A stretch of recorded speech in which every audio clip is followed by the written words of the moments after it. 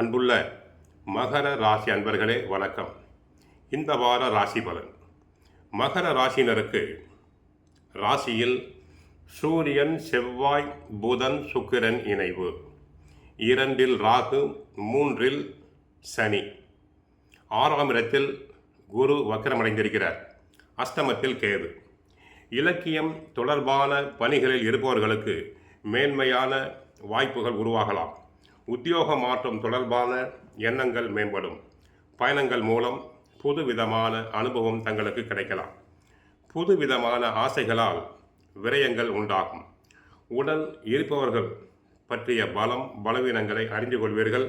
வழக்கு சார்ந்த விஷயங்களில் தங்களுக்கு எதிர்பார்த்த முடிவுகள் கிடைக்கலாம். கடன் சார்ந்த உதவிகள் சாதகமாகும்.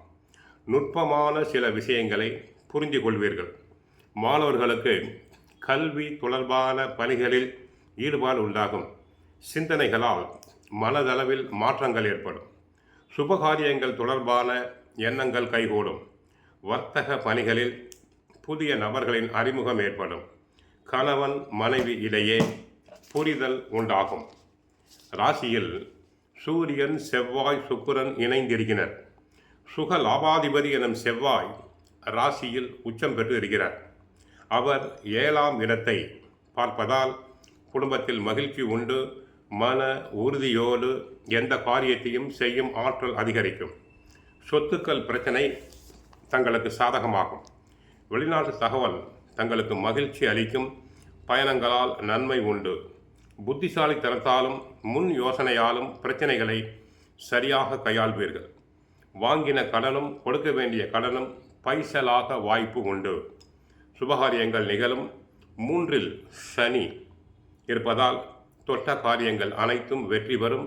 கோர்ட் கேஸ், போலீஸ் கேஸ், பஞ்சாயத்துகள் தங்களுக்கு சாதகமாக முடியும். குரு 6இல் மறைந்திருப்பதால் தேவையில்லாத செலவுகள் கட்டுப்படும். குரு தன குடும்ப ராசியை பார்ப்பதால் வருமானத்தை அதிகரிக்கும் வழியை கொடுப்பார். பதவி மாற்றங்கள் சிலருக்கு உண்டு. அஷ்டமத்தில் கேது இருக்கிறார்.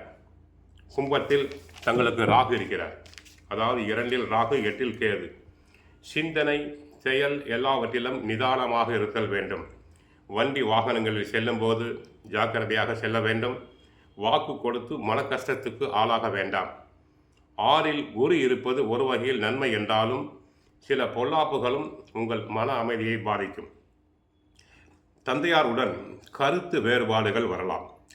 எதிலும் கவனமாக பொறுப்பாக செயல்படுதல் வேண்டும்.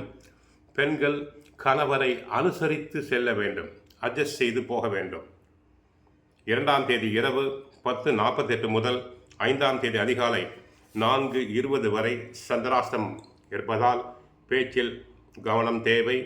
வண்டி வாகனத்தில் செல்லும் போது கவனம் தேவை. கோவிலுக்கு சென்றால் ஆஞ்சநேயரை வழிபடுங்கள். சுந்தரகாண்டம் பாராயணம் செய்யுங்கள். வாழ்க வளமுடன், மங்களம் உண்டாகட்டும்.